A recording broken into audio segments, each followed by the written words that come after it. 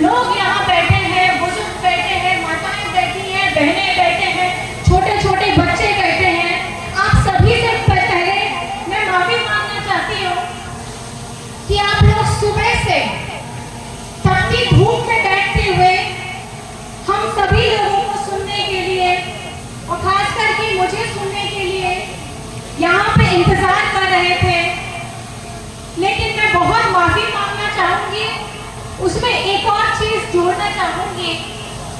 हफ्ते में सिर्फ एक दिन होता है हेमंत जी से मिलने के लिए, और कहीं ना कहीं वो दिन आज का हो गया। तो मुझे ये लगा कि सबसे पहले मैं हेमंत जी के पास जरूर जाना चाहूंगी।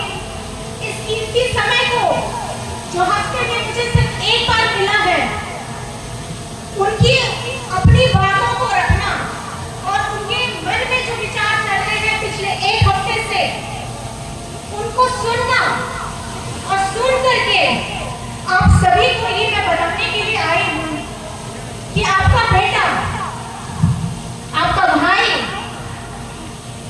आपका दोस्त, आप जिस भी रिश्ते से उनको मानते हैं, यही कहना चाहते हैं कि आप उन्हें थोड़ा माफ कर दीजिए।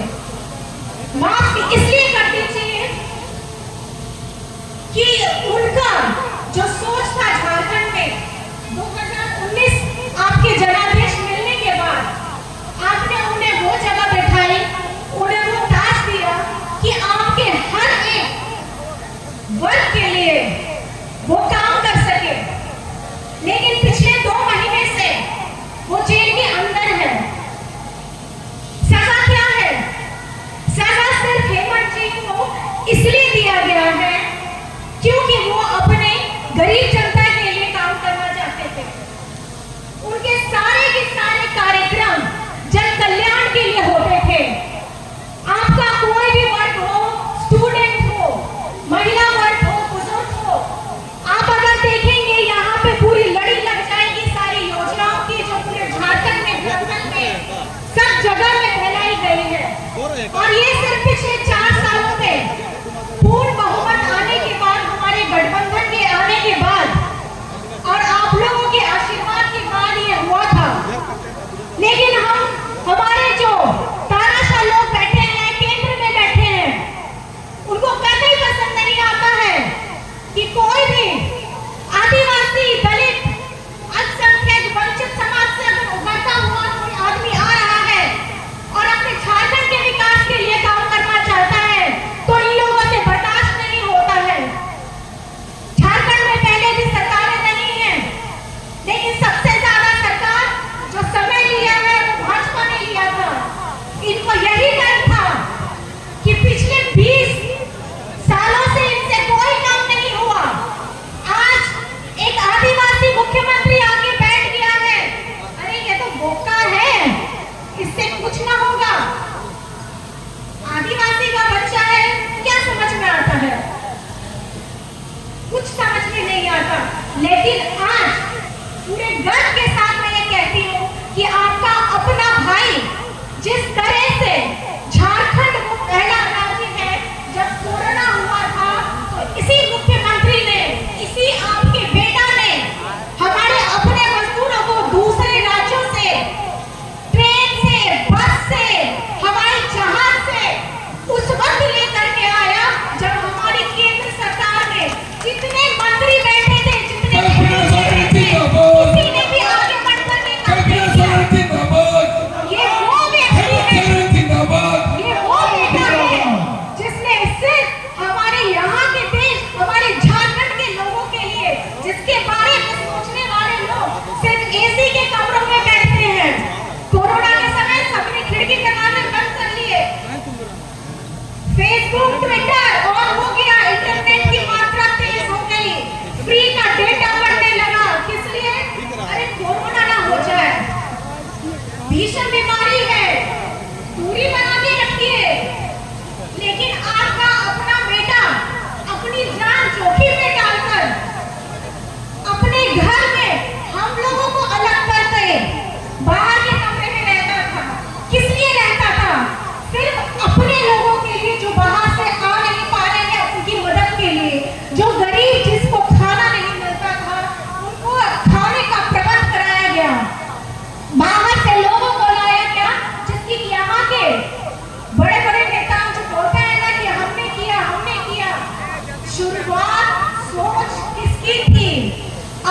अपने बेटा की थी, आपके अपने हेमंत सोरेन जी की थी, जो अपने राज्य को भी मरीजों में जो हमारे स्वास्थ्य लोगों को संबंधित कठिनाइयां हो रही थी, ऑक्सीजन टैंक की कठिनाइयां हो रही थी, अपने राज्यों को भी उपलब्ध कराया, दूसरे राज्यों में भी भेजा। ये वो हेमंत सोरेन है, ये वो बेटा है जिसने यहाँ के हर एक वर्ग के लिए, हर एक वर्ग के लिए उस समय काम किया जब सरकार बनते ही 2 साल तक यहाँ आपको पूछने वाला कोई नहीं था। सब अपने घर में अपने परिवारों के साथ सुरक्षित रहते थे, अपने घर में अपने परिवार के साथ इसलिए सुरक्षित रहते थे कि मुझे कुछ ना हो जाए। लेकिन ये मास्क पहन के, क्योंकि कोरम पूरा करना था, डेकोरम पूरा करना था, अगर मुख्यमंत्री उस समय वो मास्क नहीं पहनेगा तो बाकी कोई भी नहीं पहनेगा। सब उनको देखते थे, उनको करते थे कि वो किस तरीके से जा रहे हैं, बाकी कोई भी। अगर मेरा ये कहना है कि एक इंसान जिसको अपनी जान की परवाह नहीं, इसलिए परवाह नहीं क्योंकि उसका खुद का अपना राज्य, भूखे न सोए, अपनों से बिछड़ने का तकलीफ न सहे, ऐसा इनको बिल्कुल बर्दाश्त नहीं था, क्योंकि खून इनका डीएनए आदिवासी वाला है। और खुशनसीब है हम क्योंकि इनके पिताजी दिशंगुरु शिबू सोरेन जी हैं, जिन्होंने नंगे पांव बिना किसी संसाधन के साथ उस समय में महाजनों के खिलाफ अपना मोर्चा खोला था, जब उनके आगे पीछे चलने वाला कोई नहीं था। बहुत छोटी सी उम्र थी, 15-16 साल की उम्र नहीं होगी, जब उनके पिताजी को शरीर से एकदम काट करके रख दिया गया, क्योंकि वो अपनी आवाज को बुलंद करते थे। ये झारखंड ऐसा राज्य हो गया है कि हमें हर वक्त, हर जगह सिर्फ संघर्ष करना पड़ता है, और केंद्र सरकार आज भी हमारे साथ वही कर रही है। झारखंड 2019 में जब गठबंधन की सरकार बनी, यही केंद्र सरकार ने हमारे साथ, हमारे झारखंड को एकदम सौतेला बेटा जैसा फेंक के रख दिया। जहां भाजपा शासित राज्य है, वहां सारी योजनाएं सेंट्रल से सब जाती थी। यहाँ पर में खास करके झारखंड में पूर्व की सरकार जब गई तो यहाँ का धन ठन गोपाल हो गया, सारे पैसे खत्म हो गए। कहाँ डाला, कौन सी योजना डाली कि अभी तक विकास नहीं किया था इन्होंने। बात करते हैं कि हमने 5 साल पूरा किया, हमने 5 साल का कार्यकाल पूरा किया। ठीक है, मानते हैं 5 साल का पूरा कार्यकाल किया, लेकिन कार्यकाल में क्या किया? आपने यहाँ के लोगों के बारे में कभी सोचा? उनकी उन्नति के बारे में कभी सोचा? उनकी शिक्षा के बारे में कभी सोचा? कभी उनके अधिकारों के बारे में कभी सोचा? लेकिन आप लोगों को तकलीफ इसलिए हो जाती है क्योंकि आप लोगों को हमेशा हम झारखंडियों को नीची नजर से देखते हैं कि ये अनपढ़ है, ये गवार है, ये मूर्ख है, और ये कुछ इसके दिमाग में होगा ही नहीं कि झारखंड को आगे कैसे बढ़ाना है, इस पे ये कैसे काम करेगा। इन भाजपा वालों को सिर्फ देश में ना एक ही नेता रहने देना चाहते हैं, देश में सिर्फ एक ही पार्टी रहने देना चाहते हैं, देश में सिर्फ एक ही व्यापारी को आगे बढ़ने देना चाहते हैं, और देश के सिर्फ एक राज्य में सारी सुख सुविधाएं, सारी योजनाएं लगाना चाहते हैं, एक राज्य की भाषा संस्कृति को ज्यादा उन्नति देना चाहते हैं।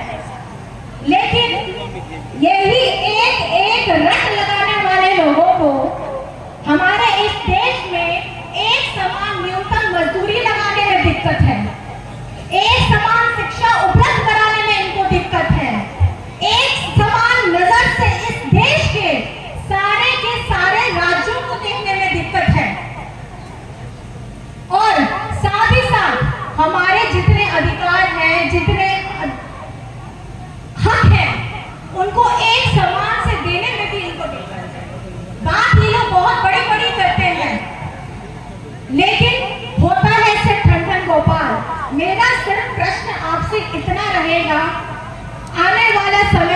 है, आप इस चुनाव में अपने वोटों का सही इस्तेमाल करिए, क्योंकि ये 5 साल में एक बार आता है। ये जो तानाशाह ताकत आपके सामने खड़ी है, केंद्र सरकार झारखंड को सौतेला बेटा बना ही दिया है।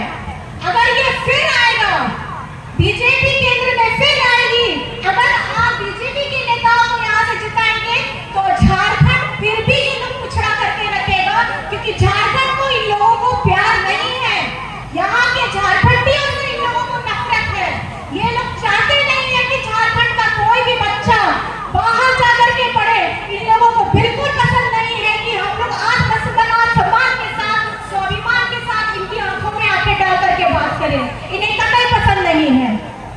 लेकिन आखिर में आप सभी से मैं ये कहना चाहूंगी, समय कम है, मुझे बताया गया है 5 बजे तक का ही बोलने का अनुमति है, लेकिन आखिर में आप ये सोचिए, हमारे झारखंड मुक्ति मोर्चा के हर एक कार्यकर्ता जुझारू